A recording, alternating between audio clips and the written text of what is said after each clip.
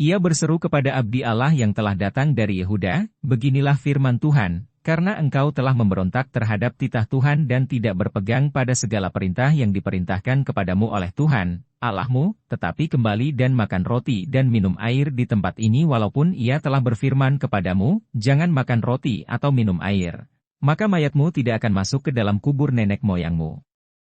Setelah orang itu makan roti dan minum air, dipelanailah keledai baginya, orang itu pergi. Tetapi di tengah jalan ia diserang seekor singa dan mati diterkam.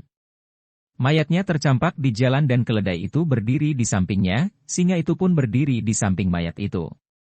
Orang-orang yang lewat melihat mayat itu tercampak di jalan dan singa berdiri di sampingnya. Dan mereka menceritakannya di kota tempat kediaman nabi tua itu. Ketika hal itu kedengaran kepada nabi yang telah membujuk dia berbalik kembali, ia berkata, dialah abdi Allah yang telah memberontak terhadap titah Tuhan. Tuhan menyerahkan dia kepada singa, yang mencabik dan membunuhnya sesuai dengan firman Tuhan yang diucapkannya kepadanya. Lalu berbicaralah ia kepada anak-anaknya, pelanailah keledai bagiku. Dan mereka memelanainya. Kemudian ia pergi dan menemukan mayat orang itu tercampak di jalan, sedang keledai dan singa berdiri di sampingnya. Singa itu tidak memakan mayat itu dan tidak mencabik keledai itu. Nabi tua itu mengangkat mayat abdi Allah itu, menaruhnya ke atas keledai dan membawanya kembali ke kotanya sendiri untuk diratapi dan dikuburkan. Mayat orang itu dikuburkannya di dalam kuburnya sendiri, maka diratapilah dia, wahai saudaraku. Setelah ia menguburkannya, ia berkata kepada anak-anaknya, kalau aku mati, kuburkanlah aku dalam kubur ini bersama dengan abdi Allah itu, dan taruhlah tulang-tulangku di sisi tulang-tulangnya.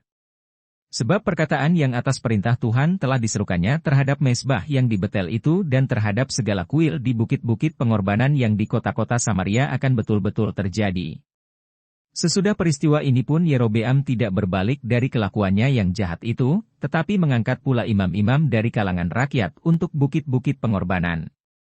Siapa yang mau saja, ditahbiskannya menjadi imam untuk bukit-bukit pengorbanan. Dan tindakan itu menjadi dosa bagi keluarga Yerobeam, sehingga mereka dilenyapkan dan dipunahkan dari muka bumi. 1 Raja-Raja 14. Pada waktu itu Abia, anak Yerobeam, jatuh sakit. Lalu Yerobeam berkata kepada istrinya, berkemaslah, menyamarlah, supaya jangan diketahui orang, bahwa engkau istri Yerobeam, dan pergilah ke Silo. Bukankah di sana tinggal Nabi Ahia? Dialah yang telah mengatakan tentang aku, bahwa aku akan menjadi raja atas bangsa ini. Bawalah 10 roti, kue kismis, dan sebuli-buli air madu, dan pergilah kepadanya. Dia akan memberitahukan kepadamu, apa yang akan terjadi dengan anak ini. Istri Yerobeam berbuat demikian. Ia berkemas, pergi ke Silo dan masuk ke rumah Ahia. Ahia tidak dapat melihat lagi, sebab matanya sudah kabur karena ia sudah tua. Tetapi Tuhan telah berfirman kepada Ahia, bahwasanya istri Yerobeam datang untuk menanyakan kepadamu perihal anaknya, sebab anak itu sedang sakit. Begini-begini harus kau katakan kepadanya. Ketika perempuan itu masuk, berbuatlah ia seolah-olah ia orang lain. Tetapi segera sesudah Ahia mendengar bunyi langkah perempuan itu, sementara melangkah masuk pintu, berkatalah ia, masuklah, hai istri Yerobeam. Mengapakah engkau berbuat seolah-olah engkau orang lain? Aku disuruh menyampaikan pesan yang keras kepadamu. Pergilah, katakan kepada Yerobeam, beginilah firman Tuhan, Allah Israel, aku telah meninggikan engkau dari tengah-tengah bangsa itu, dan mengangkat engkau menjadi raja atas umatku Israel. Aku telah mengoyakkan kerajaan dari keluarga Daud dan memberikannya kepadamu, tetapi engkau tidak seperti hambaku Daud yang tetap mentaati segala perintahku dan mengikuti aku dengan segenap hatinya dan hanya melakukan apa yang benar di mataku. Sebab engkau telah melakukan perbuatan jahat lebih dari semua orang yang mendahului engkau dan telah membuat bagimu Allah lain dan patung-patung tuangan, sehingga engkau menimbulkan sakit hatiku, bahkan engkau telah membelakangi aku. Maka aku akan mendatangkan malapetaka kepada keluarga Yerobeam. Aku akan melenyapkan daripada Yerobeam setiap orang laki-laki, baik yang tinggi maupun yang rendah kedudukannya di Israel. Aku akan menyapu keluarga Yerobeam seperti orang menyapu tahi sampai habis. Setiap orang daripada Yerobeam yang mati di kota akan dimakan anjing dan yang mati di padang akan dimakan burung yang di udara. Sebab Tuhan telah mengatakannya. Tetapi bangunlah dan pulang ke rumahmu. Pada saat kakimu melangkah masuk kota, anak itu akan mati.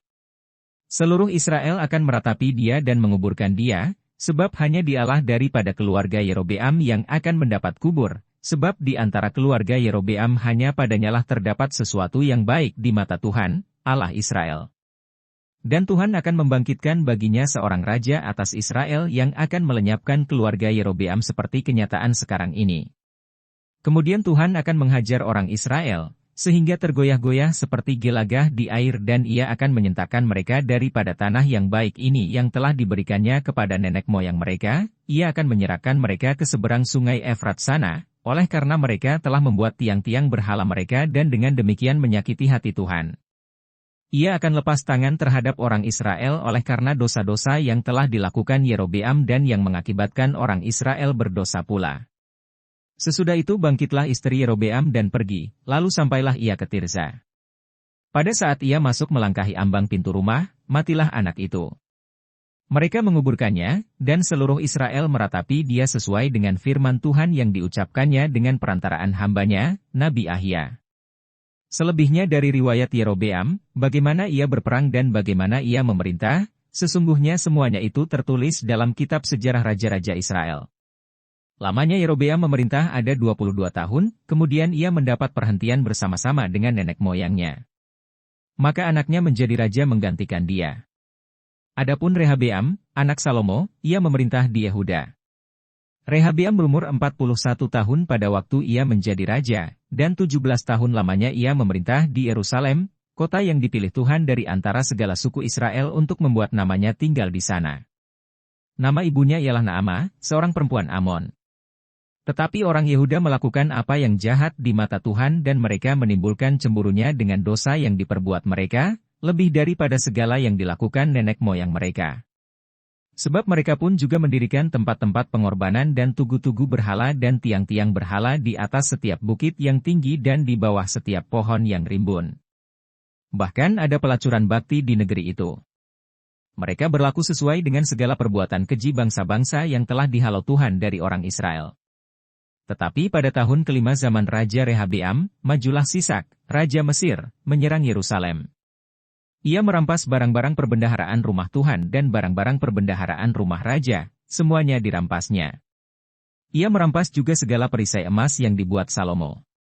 Sebagai gantinya Raja Rehabeam membuat perisai-perisai tembaga, yang dipercayakannya kepada pemimpin-pemimpin bentara yang menjaga pintu istana raja. Setiap kali raja masuk ke rumah Tuhan, bentara-bentara membawa masuk perisai-perisai itu, dan mereka pula yang mengembalikannya ke kamar jaga para bentara. Selebihnya dari riwayat Rehabeam dan segala yang dilakukannya, bukankah semuanya itu tertulis dalam kitab sejarah raja-raja Yehuda? Dan terus-menerus perang ada antara Rehabeam dan Yerobeam. Kemudian Rehabeam mendapat perhentian bersama-sama dengan nenek moyangnya, dan ia dikuburkan di samping nenek moyangnya di kota Daud. Nama ibunya ialah Naamah, seorang perempuan Amon. Maka Abiam, anaknya, menjadi raja menggantikan dia. Hari ini kita telah membaca dan mendengarkan 1 Raja-Raja pasal 12 sampai dengan pasal 14. Tuhan Yesus memberkati.